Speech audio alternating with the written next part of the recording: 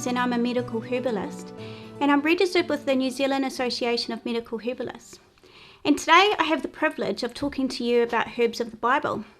So what we'll learn is a little bit about the beginnings, the history. I'm going to unpackage the herbs and actually help you understand the Bible a little bit better, and also just give you a better understanding of the herbs. So let's start at the beginning. If we flick our Bibles at Genesis 1, verses 11 to 12, and God said, "Let the earth bring forth grass, the herb yielding seed, and the fruit tree yielding fruit, after his kind, whose seed is in itself upon the earth." And it was so.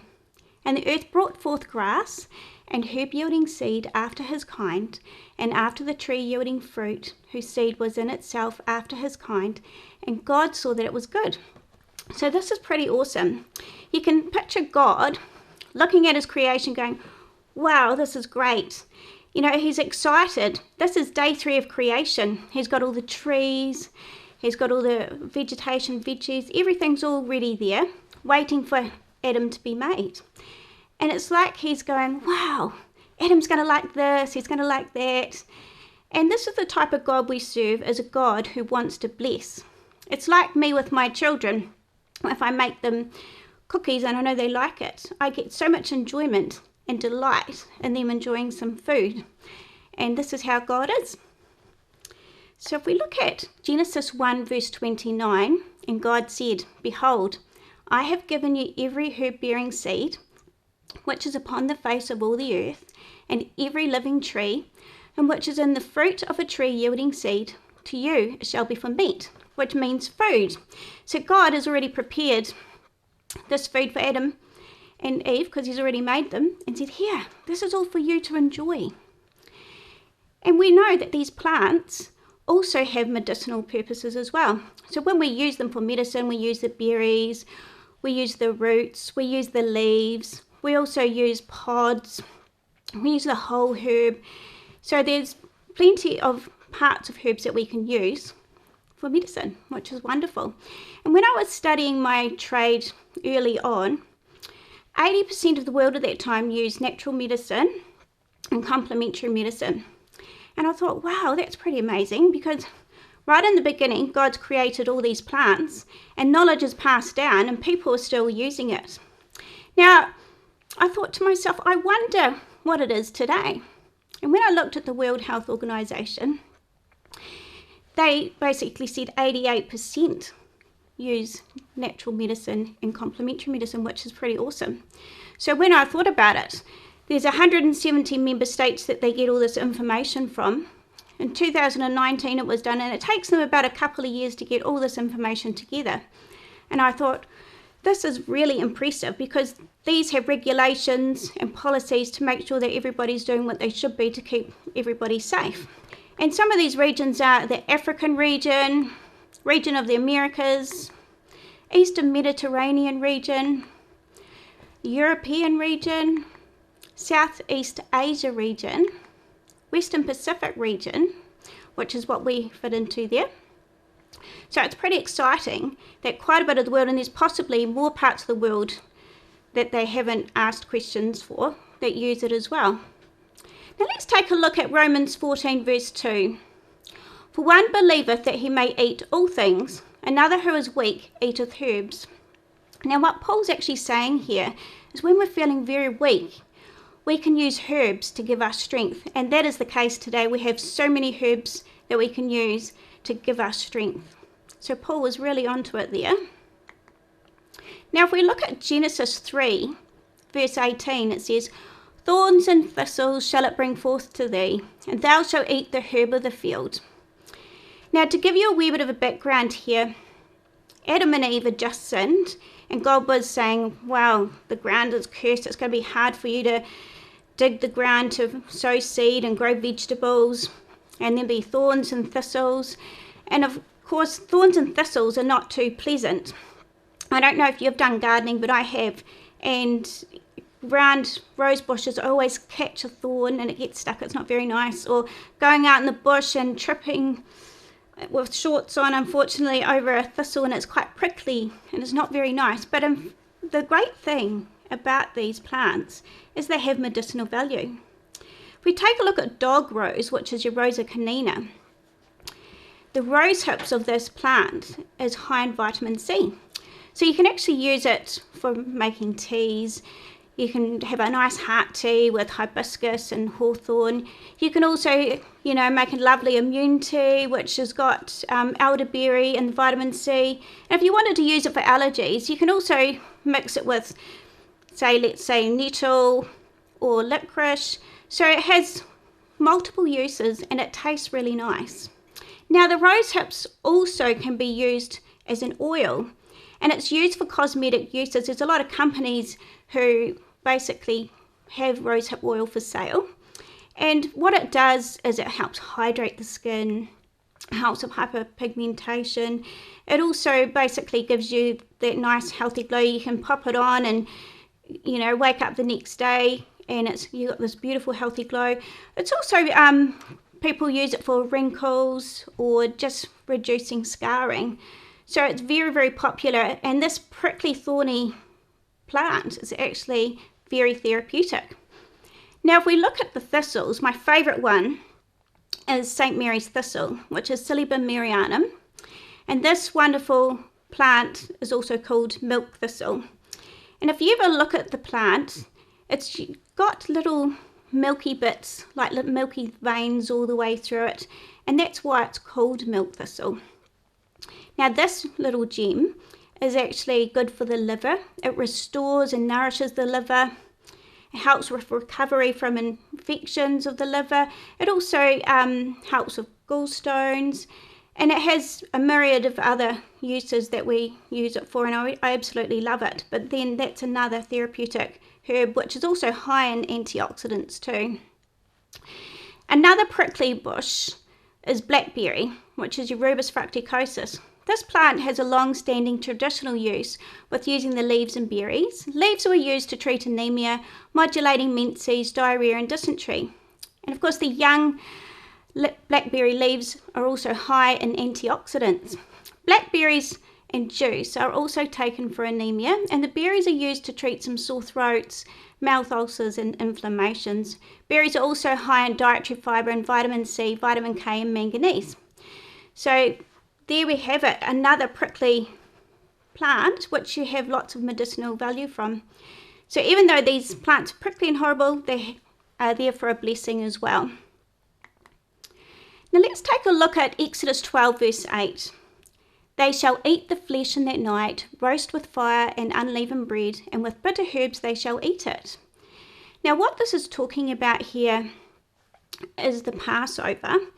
Now what the Passover is to do with, back with Moses, he was trying to set free the Israelites, which was God's people, and the King Pharaoh just wouldn't let them go, and he had hardened his heart to what Moses was asking him to do. Now what happened was there was different plagues that came along, and the last plague was the plague of darkness, and that was going to come over at night and take the firstborn of the Pharaoh and all the other Egyptians. Now what God's people were supposed to do is they were to sacrifice a lamb and paint the blood on the posts and on the lintel, and then when the darkness came over, it would say, oh, this is God's people, I'll protect them, and go on to the next house. So what they had to do that night was actually roast the meat with fire and have unleavened bread. So with the bitter herbs, it was quite smart thinking, because when you're eating meat and bread, it's quite a lot for the digestive system to, break down all that food. So the bitter herbs is a great helper. So that bitter taste gets all the digestive enzymes working, so it sends messages to the pancreas to release lipase, to break up that fat, and it sends messages to the stomach to get trypsin and pepsin to break down the protein, and the liver to produce bile, and the small intestine to release enzymes. So just basically to help break down that food. So bitter herbs are also good for the liver. So it was very smart thinking back in those days to use bitter herbs. Now if we look at Luke 11:42, Jesus says, "But woe unto you, Pharisees, for ye tithe mint and rue and all manner of herbs." Now, to give you a background here, Jesus was a wee bit cross at the Pharisees because they didn't have sound judgment and they didn't have the love of God in their heart. So when he's referring to tithing mint and rue, it's quite interesting how he does that, because when we look at the mint, which is the biblical mint, is mentha longifolia, which is horse mint. Now, when the Pharisees used this mint as tithe, he basically was tithing very lightly, as the mint was very common and easily cultivated and not of any worth at all. So just to give you a bit of background on the herb, traditionally this herb was used for gastrointestinal disorders, respiratory disorders, infectious diseases, inflammatory diseases, as well as menstrual disorders. But today, research has discovered more about mint and may be beneficial for the liver and act against parasites and antimicrobial and much more. Israel today, they use this mint in a tea, and they also use it for culinary purposes. Now, let's look at Rue Ruta Graviolans. This is also an interesting herb. In ancient Israel, rue grew high in the mountains and was therefore exempted from being used in tithing, and it was considered a free-for-all herb for anyone to use. Now, it appears that in the Hebrew time, they carried around this herb because it had a musty sort of scent, and it was basically used to ward off curses and negative spirits, and that's what they tended to use it for, and also repelled insects as well. Traditionally in Europe, it has been used for various conditions. However, it is a herb that we do not use in New Zealand as an extract or as a tea. The sap and essential oil, when it comes into contact with the skin, can cause a rash or blistering. So it also can aggravate and irritate the gut. So this herb is a very, very, very strong herb and a powerful herb.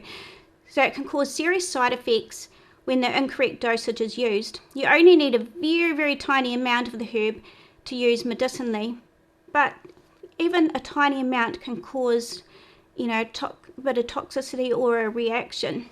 So it doesn't take much for this herb to become toxic at all. It's a herb I wouldn't recommend to use, but of course there's lots of research being done on it, so later on in the future they'll be able to work out a great dose where everybody can use it without, having vomiting or other side effects. So let's move on to another wonderful scripture, which is Isaiah 38 verse 21. For Isaiah had said, "Let them take a lump of figs and lay it for a plaster upon the boil, and he shall recover." Now, Ficus carica, this is the botanical name for the fig. The reason why they use this fruit is a very good choice because it's antibacterial and anti-inflammatory. And traditionally this fruit paste was applied to swellings, tumours and inflammation, relieving pain. And the paste was most likely applied to the boil for a certain amount of time and then washed off and then reapplied most likely 2 times a day. Figs are a great source of fibre, of soluble and insoluble fibre. Research has shown figs to be beneficial of lowering the bad cholesterol LDL. They provide minerals like calcium and iron, and figs are high in quercetin and other antioxidants. So God provided a great choice there for King Hezekiah, because just in the beginning there, King Hezekiah was basically on his deathbed and God said, "You're going to die," and he actually pleaded for his life. So God actually granted that, and that's when Isaiah said to pop these figs on, and which was a great choice there. Now if we look at 1 Kings 4 verse 33, "And he spake of the trees from the cedar tree that is in Lebanon, even unto the hyssop that springeth out of the wool. He spake also of beasts and of fowl, and of creeping things and of fishes." And Exodus 12 verse 22 says, "And ye shall take a bunch of hyssop and dip it in the blood that is in the basin, and strike the lintel and the 2 side posts with the blood that is in the basin." If we look at Psalm 51 verse 7, it says, "Purge me with hyssop and I shall be clean. Wash me and I shall be whiter than snow." Now as you can see, we're going to be talking about hyssop here. Now it doesn't appear to be Hyssopus officinalis, which we have here in New Zealand. It's actually a different type of hyssop. It's Oreganum syriacum, which is your Syrian hyssop, which is actually an Oreganum. And what gives us the clue is this herb actually grows in Lebanon. It grows around the cedar trees, it grows in the mountains, it springs out of walls, it would go through cracks and rocks. And also, and the other clue is that this herb does purge. It's used to purge through the stools, and it was used for parasites and worms and gastrointestinal complaints. And today it's used as a culinary herb, and due to the research on essential oil of it, it's showing promise to be used for other things, which is really exciting. The herb is also have a potential for antimicrobial and anti-inflammatory actions, and it's also antioxidant. It would also be interesting to see what the future brings with this wonderful herb. Now, the other thing that is special about this herb is because it helps with purging, it's also appropriate to use on the lintel and also the two posts, because it's symbolic in preparing people for Jesus, because the lamb represents Jesus when he died on the cross, and having that cleansing herb popping out with the blood on there represents Jesus' blood, how it cleanses us. So it's preparing everybody to receive Jesus in the future, which he's already done that for us, which is super exciting.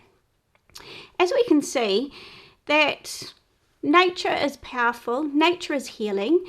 You know, if you look at the oceans and you look at the mountains and the hills and the wetlands and the forests, you know, and you have the chorus of birds, just being out there, it heals you mentally, physically and spiritually.